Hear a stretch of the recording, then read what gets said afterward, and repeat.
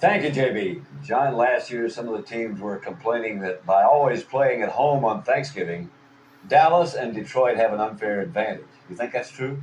No, because it's a tradition. I think this Thanksgiving Day isn't about advantages. It's about tradition. And, the game has always been in Detroit, and the game has always been in Dallas. When no one else wanted the game, these two teams wanted it, and they made it a tradition. And, that's bigger than, advantages, unfair advantages, or whatever. It's just a fun thing. And it kind of all goes together. Turkey, football, Thanksgiving, Detroit, Dallas. It doesn't get a heck of a lot better than that. Well, thank you, JB. Happy Thanksgiving. John, tell us how the turkey leg tradition got started. Well, remember we had a turkey in the booth, and it was going to be our turkey dinner after the game, and or maybe the turkey was in the booth. Maybe we were going to, grab something off it during the game, which we did, and then we started talking about, who was the MVP and who's the best player, and the special Thanksgiving and turkey and how it all goes together. And we said maybe we just ought to have an award like the MVP. And if you're going to have an MVP and it's on Thanksgiving Day, we ought to give him something. So we had the turkey right there. So let's give the MVP a leg off the turkey, and we did it. That's how it all started. Well, thank you, JB. John, the conference championship game this year looks like a real slugfest again. Yeah, because you have the two best teams in the conference, so that's going to make it a slugfest. And then to think what they're playing for. I mean, every team starts out the beginning of the year to go to the Super Bowl.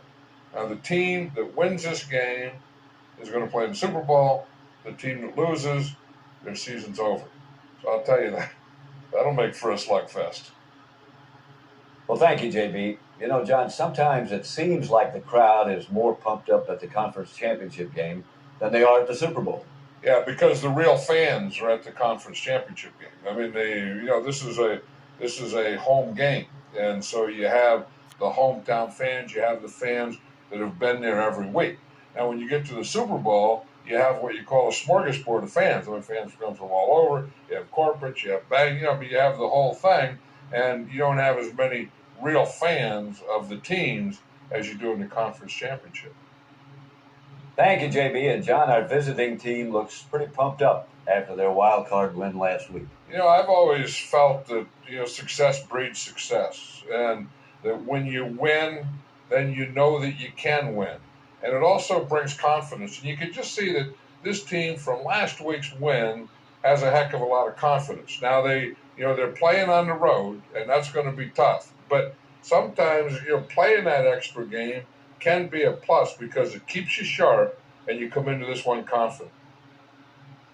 Thank you, JB. And John, that first round bye gives the home team a definite advantage. As the league expands, do you think they'll ever get rid of it? No, I don't think they'll ever get rid of that because, expansion really doesn't have anything to do with it. I mean, they're going to put so many teams in the playoffs, and they have to have the wild card. And the thing about the bye, that first round bye, is the teams aren't given the bye.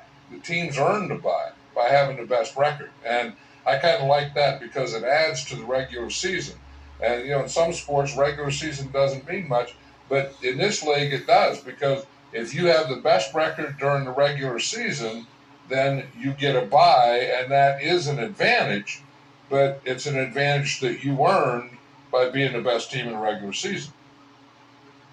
Thank you, JB. And John, these guys have made it to the playoffs, and they've got to be excited about that. Yeah, and, this is really the third stage. I mean, you have your preseason, and, you get ready for your season. Then you have your regular season to see who gets in these playoffs.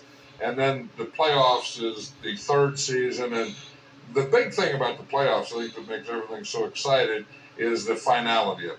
That the winners go on and keep playing, the losers go home, and their season's over. Thank you, JB. John, they call the playoffs the second season because you start with a clean slate. Do you think that affects a team's attitude? Yeah, I think so, because it's the finality of it. I mean, that if you don't win, you don't get to play anymore. And I think that teams play a little more cautiously.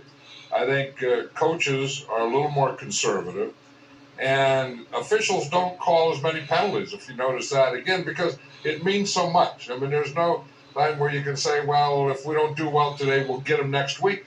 If you don't do well today, there is no next week.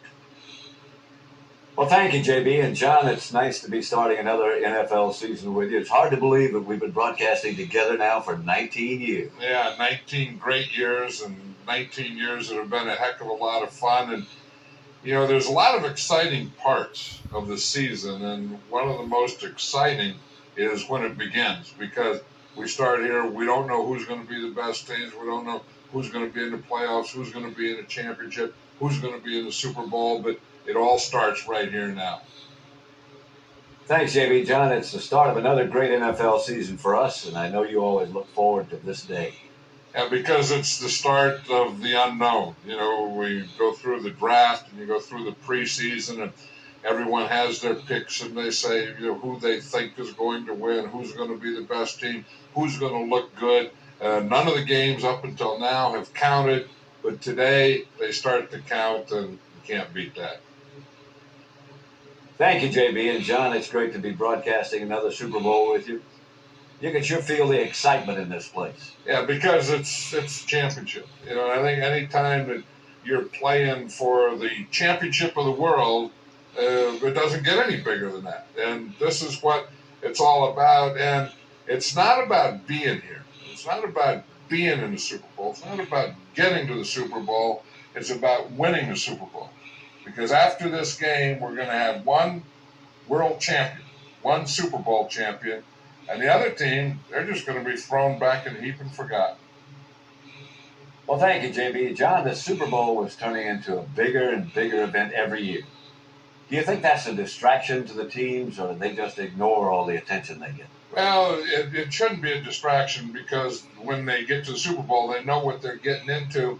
And I just think they ought to enjoy it. I mean, it does get bigger and bigger, but it's a championship. It's going to be the biggest time in their life, and I think they ought to treat it that way, and I think they ought to act that way, and I think they ought to enjoy it, because 20, 30, 40 years from now, they're going to be talking to their kids and telling them, remember back when I played the Super Bowl, we won, it was the greatest time of my life.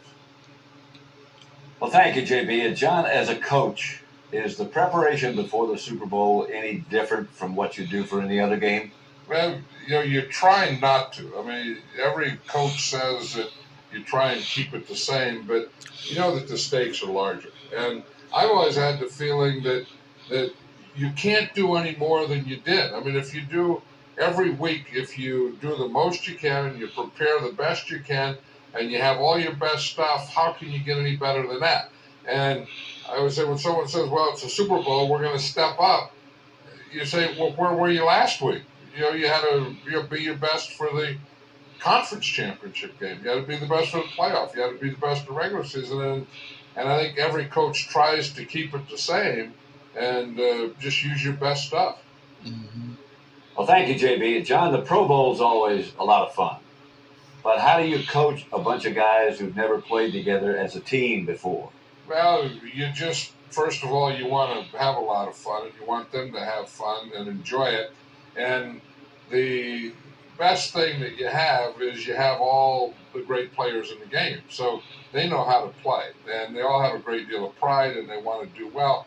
The biggest problem you have is special teams, because none of these guys play special teams on their team, and you only get one special teams guy. So you have a lot of guys running down under kicks and punts that haven't done it since they've been in high school. So I've always thought you go over there, it's an honor to be there, you're supposed to have fun, pride will take over for the players, and then you just cross your fingers on special teams. Well, thank you, JB. And tell us, John, how did you modify the Madden Cruiser for your trip across the Pacific this year? Well, I didn't modify the Cruiser. What I did is I got a tugboat to go with the Cruiser. So the tugboat was underneath the Golden Gate Bridge. So we were going over the Golden Gate Bridge, and we took a left, because that's, if you go over the Golden Gate Bridge and you look left, that's where Hawaii is. So we just took a left and we went down under, and then we came back up, and then we just got flat, And then we hooked to the tugboat. We got this big old tugboat. It's like a big old offensive tackle. And so the tugboat just started churning. And took us right, and we just started, going left, and just took us right there. And the next thing we knew, we were pulling into the harbor there. I think I'll go in the tugboat. Knock, knock. Who's there?